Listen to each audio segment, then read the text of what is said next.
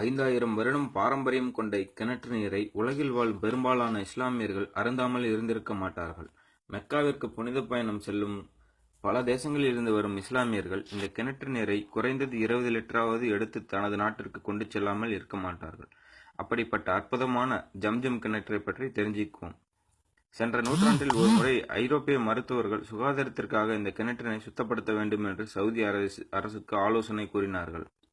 இதை ஏற்றுக்கொண்ட சவுதி அரசு 8 அதிநவீன ராட்சத பம்பு செட்டுகளை கொண்டு தொடர்ந்து இரவும் பகலுமாக 15 நாட்கள் இந்த நீரை இறைத்தது.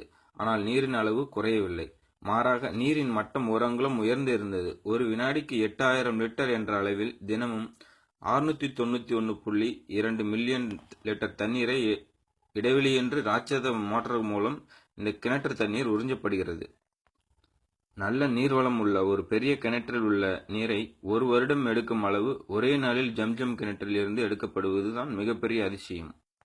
இதைவிட அதிசயம் 691.2 மில்லியன் லிட்டரை நீரை தினமும் எடுக்கப்படும் போது இதன் அளவு குறைவதில்லை, சுவையும் மாறியதில்லை. ஹஜ் காலத்தில் ரமலான் மாதத்திலும் சுமார் 20 லட்சம் மக்கள் இங்கே குமிகிறார்கள். அனைவருக்கும் இந்த கிணற்றில் இருந்துதான் குடிநீர் விநியோகிக்கப்படுகிறது. ஒவ்வொரு 20 லிட்டருக்கும் குறையாமல் இந்த தண்ணீரை தனது சொந்த ஊருக்கு சுமந்து செல்கின்றனர். குறைந்த ஆழம் உள்ள இந்த கிணறு பாலைவனத்தில் அமைந்துள்ளது. இதன் அருகில் ஏரிகளோ கண்மாய்களோ குளம் குட்டைகளோ இல்லை என்பது குறிப்பிடத்தக்கது. இப்படி நீராதாரம் இல்லாத இந்த கிணற்றில் எப்படி லட்சம் மக்களுக்கு தண்ணீர் வழங்கப்படுகிறது என்பது முதலாவது அற்புதமாகும். எந்த ஊற்றாக இருந்தாலும் சில வருடங்களிலோ பல வருடங்களிலோ செயலிழந்து போய்விடும். ஆனால் இந்த ஊற்று பல ஆயிரம் ஆண்டுகளாக வற்றாமல் இருப்பது இரண்டாவது அற்புதமாகும். ஜம்ஜம் கிணறு அருகே எந்த தாவரமும் வளருவதில்லை. எந்த ஒரு நீர்நிலையாக இருந்தாலும் பாசி படிந்து போவது, கிருமிகள் உற்பத்தியாவதும் இயற்கை. ஆனால் இதன் குளோரின் போன்ற மருத்துவர்கள் நீரில் நிலைகளில் கலக்கப்படுகின்றன. ஆனால் ஜம்ஜம் தண்ணீரில் உற்பத்தியான காலம் முதல் இன்று வரை எந்த மருந்துகள் மூலமாகவும் இதுக்கு பாதுகாக்கப்படாமல் தன்னை பாதுகாத்துக் கொள்வதுதான் மூன்றாவது அற்புதமாகும். மருந்துகளால் பாதுகாக்கப்படாத தண்ணீர் குடிப்பதற்கு ஏற்றதாக இருக்காது என்பது அறிவியலின் முடிவாகும்.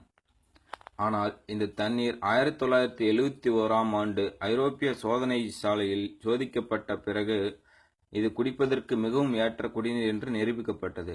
பொதுவாக மற்ற நீரில் இருந்து ஜம்ஜம் தண்ணீர் வேறுபட்டுள்ளது சோதனையில் தெரிய வந்துள்ளது. கால்சியம் மற்றும் மெக்னீசியம் எனும் உப்பு மற்ற வகை தண்ணீரை விட ஜம்ஜம் தண்ணீரில் அதிகம் உள்ளது. இந்த உப்புகள் புத்துணர்ச்சியை கொடுக்கக்கூடியவை. இதை அனுபவத்தின் உணரலாம். மேலும் இந்த தண்ணீரில் புளோரைடு உள்ளது. இது கிருமிகளை அழிக்க வல்லது. இங்கே அற்புதம் நடக்கிறது என்றெல்லாம் பலவாறான நம்பிக்கை மக்கள் மத்தியில் நிலவுகிறது. இதுபோல் இதையும் கருதக்கூடாது. மற்ற அற்புதங்கள் எல்லாம் எந்த சோதனைக்கு உட்படுத்தப்பட்டவை? நிரூபிக்கப்படாமல் குருட்டு நம்பிக்கையை அடிப்படையாக கொண்டவை. இது போன்ற அற்புதம் உலகில் இது ஒன்றுதான் என்பதில் சிறிதும் சந்தேகமில்லை.